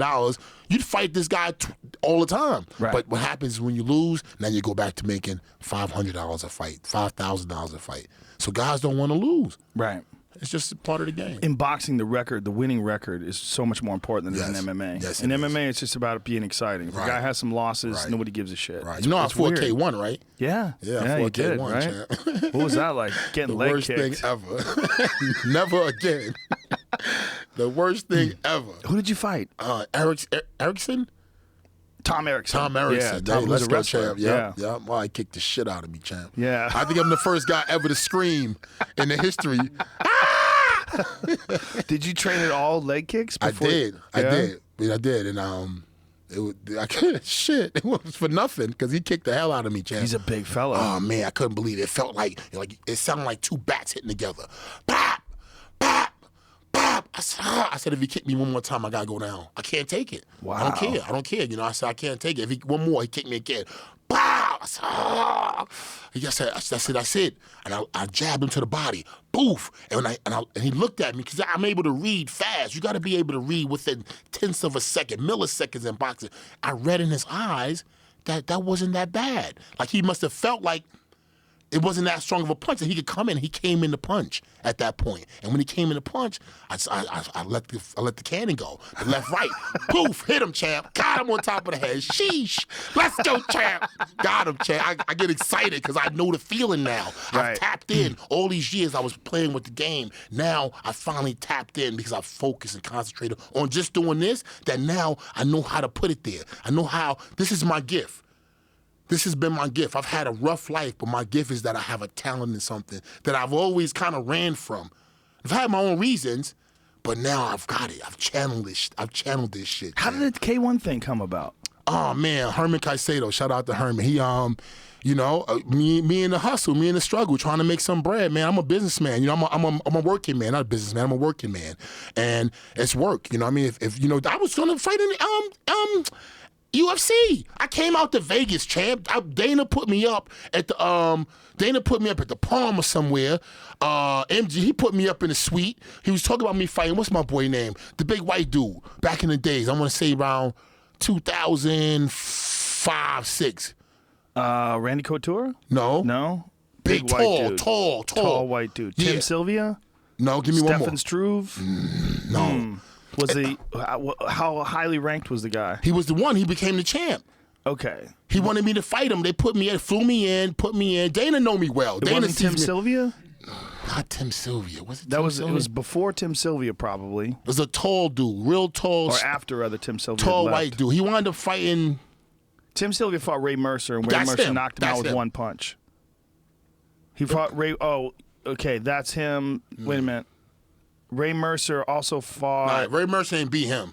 No, Ray Mercer ain't beat this fought dude. Kimbo Slice, and Kimbo guillotined him, and then Ray Mercer fought Tim Sylvia, and it was supposed to be a boxing match, but the athletic commission wouldn't sanction it for a boxing match because Tim Sylvia didn't have any boxing matches. Right. I have to see his picture though. If I see a picture of him, I can tell you. Tall, and his hair was hanging down like Lana Long. He could box Andrei though. Arlovsky? He could box though. The kid he could box. He had some good shit though with his hands.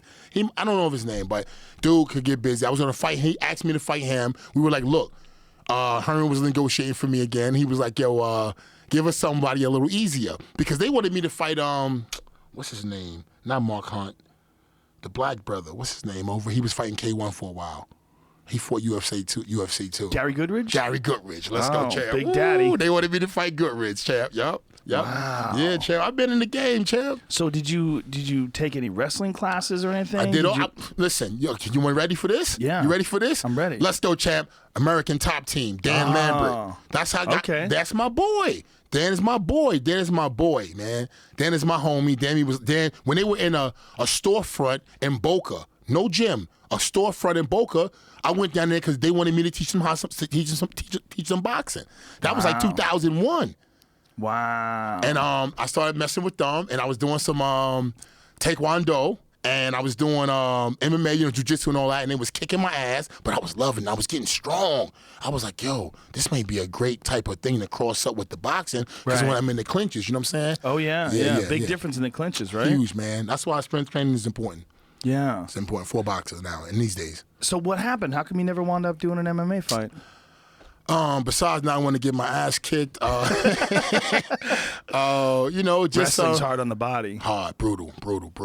On the joints, the neck, the back. Yeah. It'd be like me playing basketball. I can't dribble. I'm like the only black man in the world can't dribble basketball.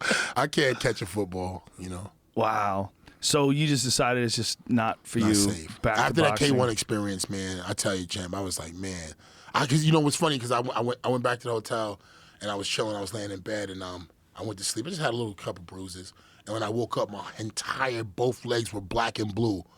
I was like, I panicked. I was like, oh snap! I was like, oh shit! I was like, yo, Herman, just get me out of here. They paid me well, champ. I might have made like. In over 2 years, I made a good chunk of change over there. I don't want the IRS chasing me down. I got no bread. Let's go, champ. I mean, it was fun. It was fun. Let's go, champ. So you decided one and done with K1. Yeah, K1 wasn't the thing for me, and but I love it. I love watching it. And I think that the training was tremendous for me. I was in the gym the other day. What was his name? Tyrone Sponge. Mm-hmm. That's the champ for real. Tyrone Sponge's a bad motherfucker. Yeah, he's the man for real. Let's go, champ.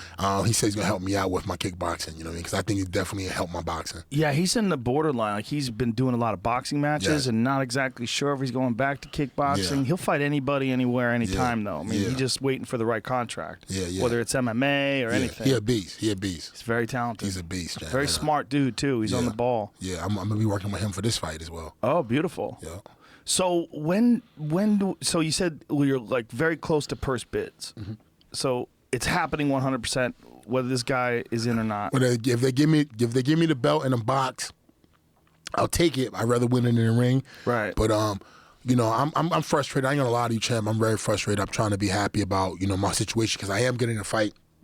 But again, the politics of boxing, where the ups and downs, these managers are shifty and they saying one thing and they're telling me the way. I don't know why. See, the whole thing with me is like what happened with Hay and it's happened to me so many times. I live in fear that I'm gonna get shagged. Like, okay, what they gonna shag me with now? Because they're delaying. So what's next? You know what I mean? I'm expecting something. If nothing happens, I'm hoping for the best, but I'm ready.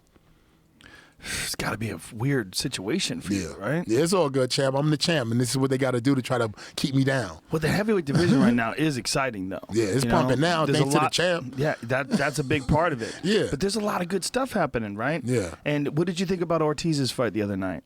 It was Shocking that he went the distance, right? No, not at all. No? Not at all, because he fought Malik Scott, who is a guy who's in top shape. Look at his Instagram. Always training.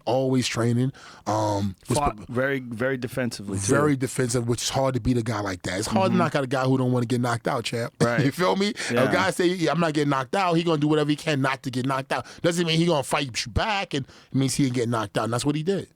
Yeah. No knock to Ortiz, but, you know, he did what he had to do. It just happens. Well, there was once Instagram where you're mocking Deontay Wilder's technique, with like his legs coming up off the ground when he was punching. I actually like him, but you know what? You got to do what you got to do. Yeah, that for real. I like him actually. I think he can fight. I think he's very talented. I think he's dangerous to anybody, including myself. He's a vicious puncher. He's a wild puncher. He's one of those bony, strong. You know, those bony dudes hit you, boy. Woo, you finished. You know what I mean? So he's dangerous. He can punch. You know, he kind of like, you know, not that he offended me because I don't give a shit, you know what I'm saying? But he kind of took it like personal that I was coming after him. And I wasn't, you know, I'm a jokester, man. I like to have fun and bug out. He kind of took it like a little bit like, oh, you know, this and that. I'm like, champ, I ain't like that. You don't want, I'm not a street dude.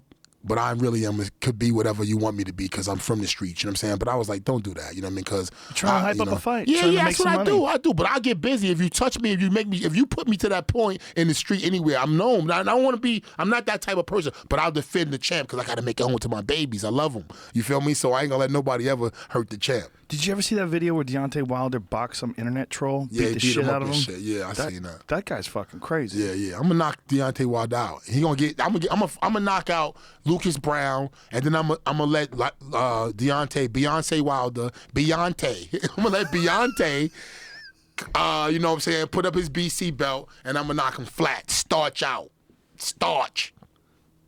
I would like to see that. Yeah. I would like to see the fight for sure. Yeah, let's go, champ. Yeah, let's go, champ. The hat is out. Yeah, exactly. Now, when you're 45 years old in December, December 4th. Realistically, how much more time do you think you're going to be fighting?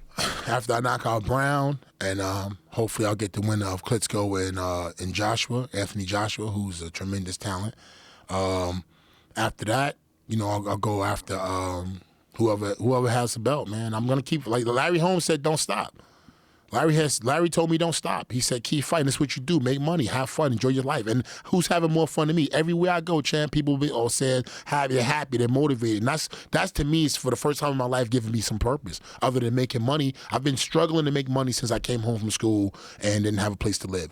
For once in my life, I'm doing something that's not involved, like me using the money from a fight to buy a car and look fancy and, you know, hang out. I'm just being myself. I'm a bum. Champ's a bum. I don't have clothes. You know what I'm saying? I refuse, because that was part of my downfall. Wanting material things, to finding power and things like that to make myself feel good. Yeah, I'm gonna go buy a new car. I'm gonna buy a chain. I'm gonna buy a hat. I'm gonna buy this expensive Fendi sweater. Nah, the champ don't do none of that shit. The champ dressed like a bum. This is me. You know what I'm saying? Because I'm not putting value in that anymore. What I'm finding so amazing is that everywhere I go, people are saying, "Hey, champ, thanks for the videos, man. We love you, man. Can I get a picture? Can I get a video?" That nothing can outdo that, champ. Because I've had a little bit of money. Never made a lot of money like those guys with hundreds of millions of dollars, but I made a little bit of money for me to feel good. You know what I'm saying?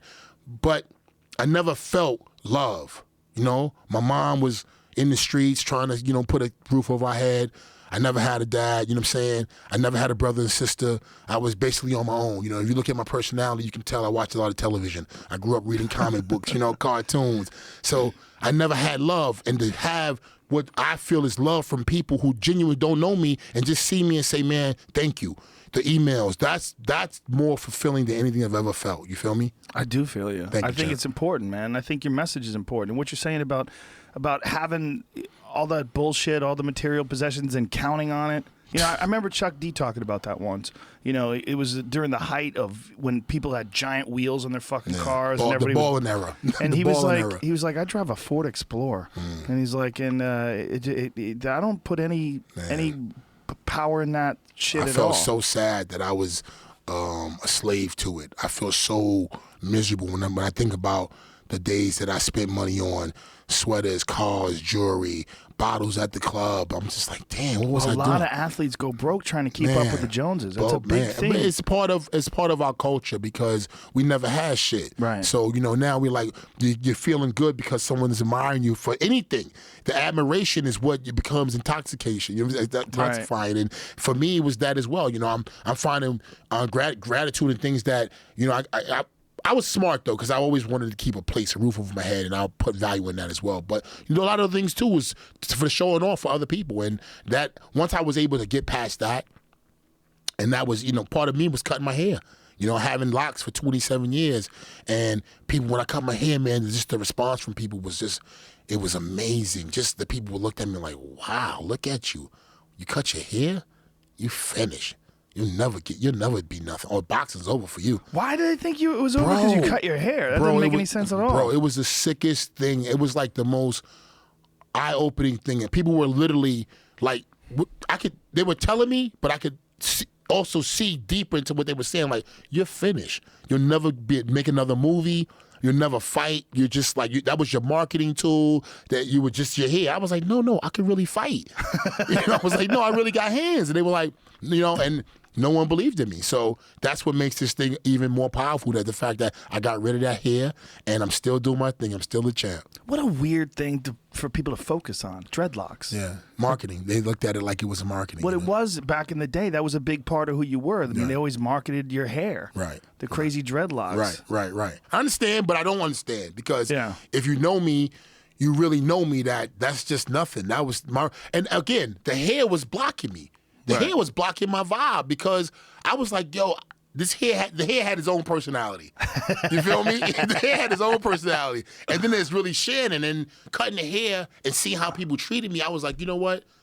It's cool. I'm just gonna be me. You know, I'm not gonna try to talk correct or, you know what I'm saying?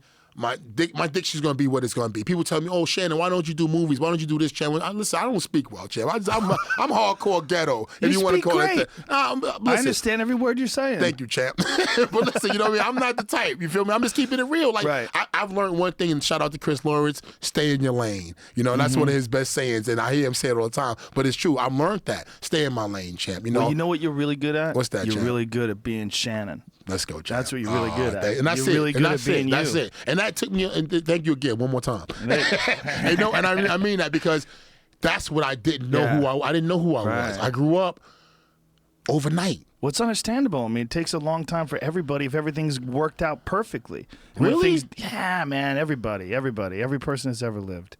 Yeah, no one ever. If you do, you're a fool. Yeah. If you're like 18 years old, you got it all figured out. Get the fuck out of here. I thought I did because I had my own apartment when I was like 15. Right. So I was like, you know, not my own, but I had an apartment when I was 15. It was like I was what do you call it when you living in a place you're squatting in a sense. But you know, I was like, I've been on my own all my life. A friend of mine, Jesse Robinson, said to me one day, he said, you know, Champ, you basically been making your own decisions since you was a kid. But now you understand yourself better. Yeah, I didn't know who the fuck I was, Champ. Right. I didn't know who I was. I just knew that I was living. Well, going through all the bad times, I think, is probably what has made your character so strong today. And now that everything's good, you understand the importance of keeping it good. That's why this positive message that you keep pumping out, and that's why this "Let's go, Champ." Like it's. I'm one sip away infectious. I'm one sip away of fruit punch from not feeling good. I went to Roscoe's yesterday. You know, great food, I guess. You know, chicken and waffles. Yeah, and I took a sip of the what's it called? The lemonade sunrise. I don't know, the fruit punch, and the sugar sugary shit got me thinking bad. I was like, oh man, I feel terrible.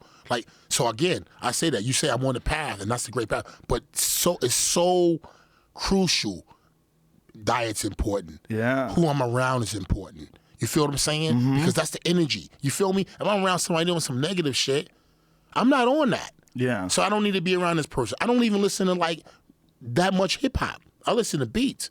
I don't even, because I don't want to hear you drinking, you smoking, you want to screw this girl, you this, you that, you got this car, I got the watch. I don't need that, Champ. I already went through that. And that was a bad portion of my life. The 90s is something that I wish never happened that I can remember. The 90s, until 4 years ago, I don't feel like I was alive. Wow. Yeah, I don't feel like I was alive, and that's credit to my, you know, to my family, man, my wife and kids, man. They really held me down. I'm crazy, Champ. I'm not. This ain't no act. I've been through some shit. I believe you. Yeah, I've been through some shit, man. You know. What is all that crazy music you play in the background when you do your videos? What is that? That's just beats, Champ. Shout out to the Loud Lord, OG Tax. These are just beats. Razy K, all the people, man, you know what I'm saying? Courtney Scott, all the people. She's a female from LA, makes beats. She's amazing. I mean, I had to like do a detox. Like, I don't watch certain things television. You know, you flicking the channel, what you got, First 48, Lock Up, you got Negativity, news. I had to do a detox from the news lately. I don't watch any more news. The presidential election, all this shit is going crazy. I don't want to be involved no more because I'm involved with something else. Right. Boxing. I'm focused on Lucas Brown.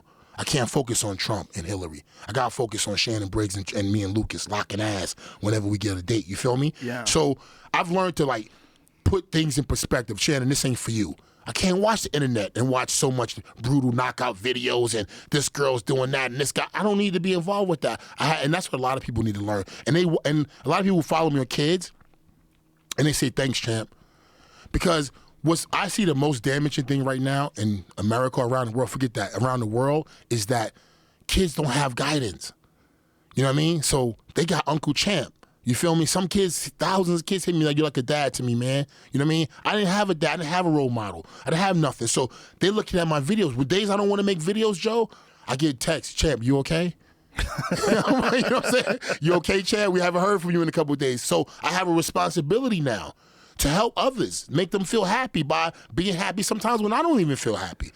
Well, I think one of the things you're saying that's really important is you're talking about a mental diet as well as a physical diet. 100%. And I think you really do have a mental diet. And if you just take in nothing but negative things all day and around negative people, and especially when you just expose yourself to 7 billion people's worth of news, and the only stuff that gets popular is the stuff that's fucked up. Nasty shit, bro. And it'll fuck with your head. Nasty. I mean, it really, not forget your head, because then it physically starts feeling, like I felt so crazy with this election, you know what I'm saying? Yeah. Like physically, I was like, man, that's when I was like, you know what? That's it. I came home. I was like, that's it, no more. I told my wife, no. I said, please do me a favor. If you want to watch this stuff, do me a favor, please. Just TiVo it and watch it when the champ's not around, because I can't. It's really affecting me because I got to worry about training. Right. I got to think about that. I don't want to be worried about what they do. Happens gonna happen.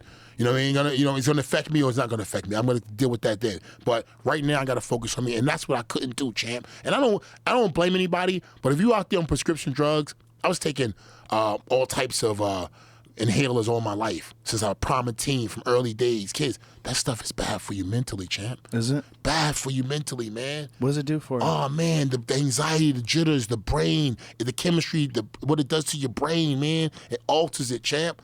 All is, you got to be careful. I'm not telling you, take your medicine, follow your doctors. I'm not telling anyone to don't listen to your doctors. But me personally, I had to go on a journey to find out how to save me.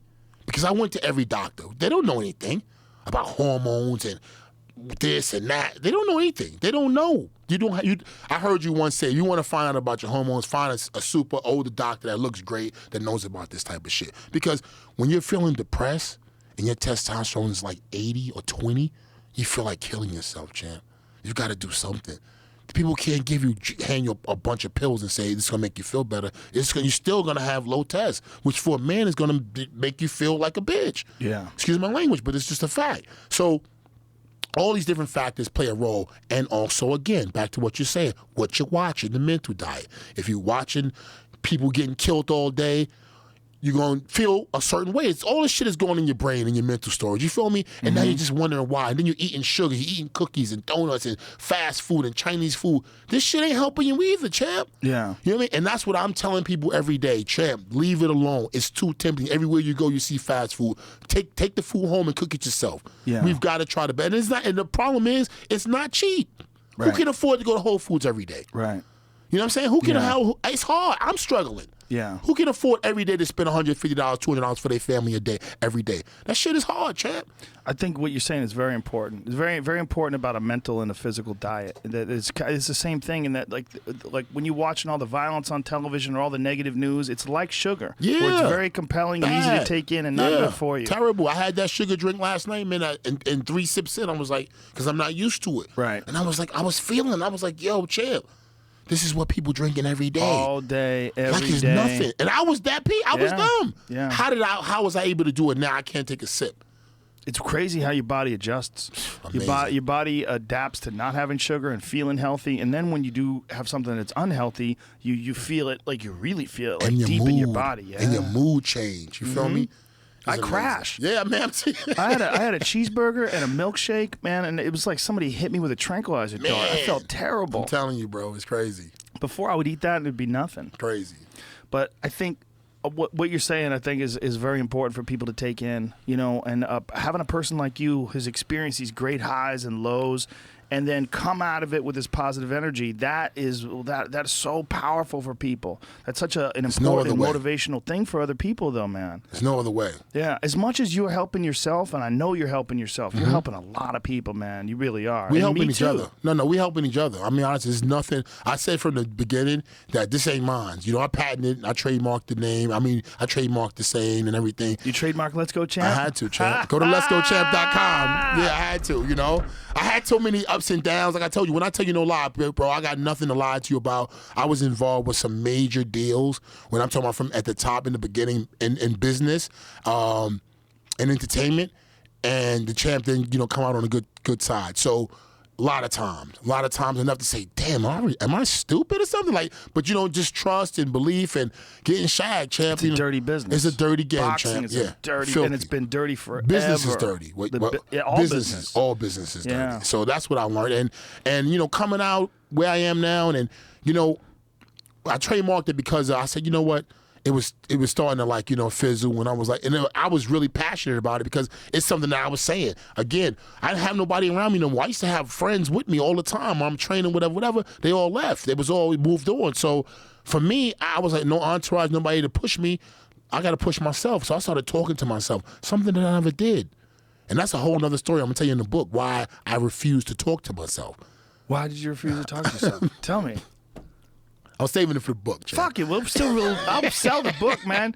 You let me know, man. man. I'll put up links. I'll let people know. All right, well, I'll buy it myself. If we go in that route, then all right. No. Come on. No, but no, the reason why is because I had an uncle, my mother's brother, Anthony Parham. He was her only brother. He went to the military. He went to the Vietnam War as a child, as a young man, 18 years old when he left high school. He didn't have to because it was all sisters, and he wanted to go because everyone around the town, Petersburg, Jarrett, Virginia, everybody from his town, the young men were going, his uncle, cousins, and everybody. So he went. He came back disturbed. He came back, different than when he went in. He was actually missing for quite a time. They were going to declare him dead when he showed up one day. With a trench coat on, army boots, and naked. Whoa. In Halsey Street in Brooklyn. So this led to him being mentally disturbed. All my life, he would talk to himself. He lived with us. I slept in a twin bed here, and he slept in the bed there. And he was, when he drank, he became very violent. He beat my mom up one time really bad, closed her eyes up. And him talking to himself was something I grew up all my life watching. And I'm like, ain't he crazy? You call him Ain't he? Ain't he, you crazy, talking to himself. So, and I got older, I would just refuse to even have a conversation with myself. Oh, you crazy.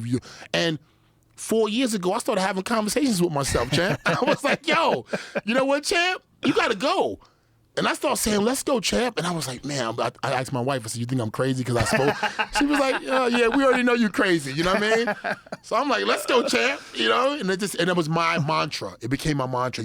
My friend told me one of his mantras was, to be the man, you got to be the man. When he was tired, he was running mile 18. To be the man, you got to be the man.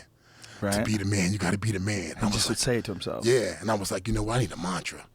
And I was hitting the bag one day, and I was tired. I was like 400 pounds. And I was like, let's go, champ. Let's go, champ. Let's go, champ. Let's go, champ. And it's in the head, champ. When I'm feeling pain, you feeling down, tell yourself, let's go, champ. Let's go, champ. Dude, I hear you when I work out sometimes. Yeah, it's yours.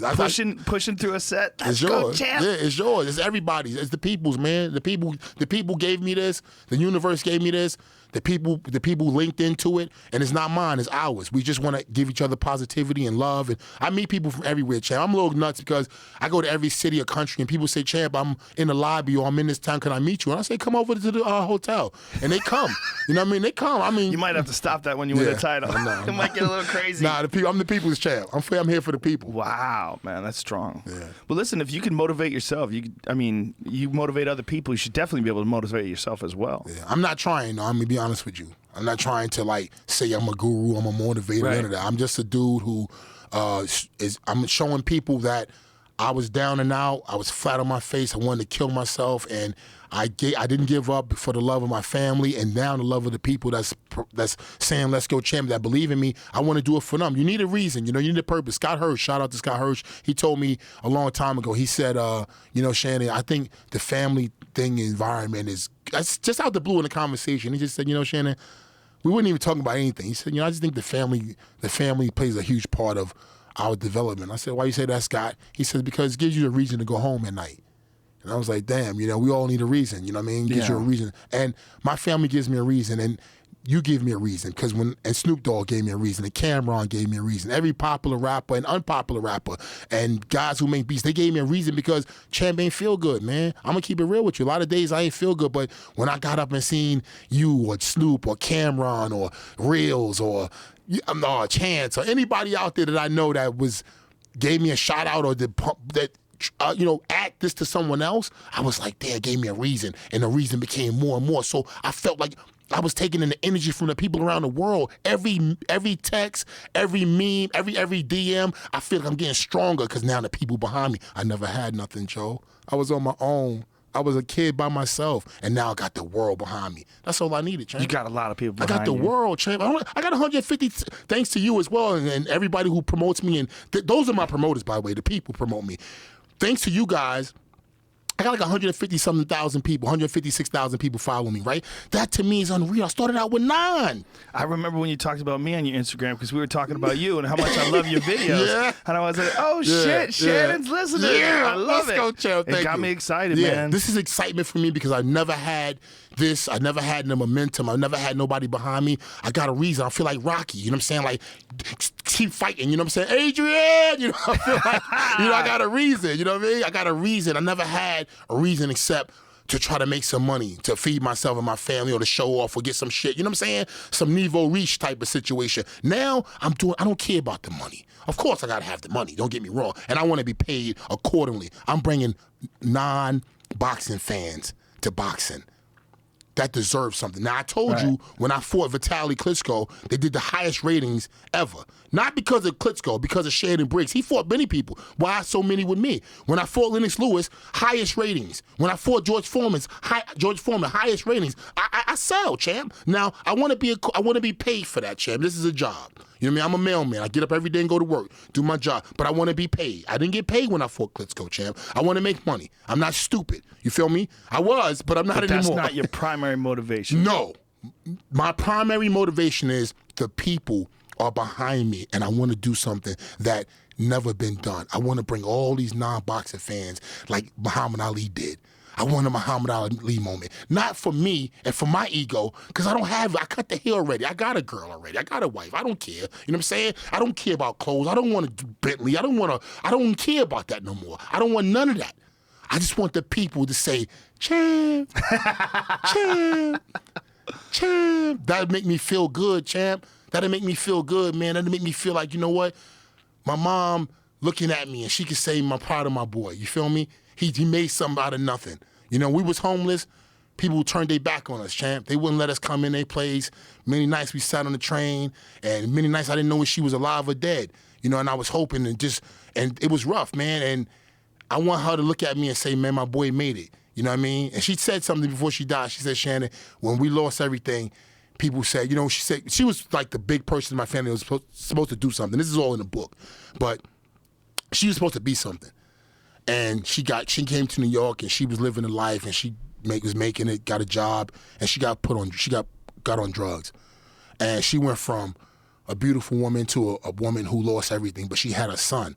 And she took me sickly and all and stuck by my side. So I said, I'm gonna make it. And she instilled in me, make it, Shannon, regardless of what you got to do, make it. And when people turned our back on us and we had nothing, Joe, she said, Shannon, one day we're going to have something and they're going to look at us different. You feel me? And she said to me before she died, she said, I didn't make it, but I made it through you. And that's what I'm doing this for, because she made it through. She did make it. She made it through her son. And she wouldn't want me to give up. Asthma ain't no excuse. No manager ain't no excuse. No promoter ain't no excuse. Make it. And then I came out with social media. They came out with social media. And I'm making it, champ. Well, you're making a lot of people happy too, man. Thank you, champ. A lot of excitement. Thank you you, provide champ. a lot of motivation, Thank you, a lot champ. of enthusiasm. Let me loose. I'm in your corner, brother. Let me loose. I'm in your corner. Man, I thank you, champ. Listen, thank you for being here, Oh, man. I can't thank really, you enough. I really appreciate this. This is I'm sorry to cut you off. Go ahead, brother. No, nothing. I'm just saying I had a great fucking time talking to you. Yeah, this has been therapeutic for me, more importantly, because I needed to vent, because no one's been able to give me an outlet.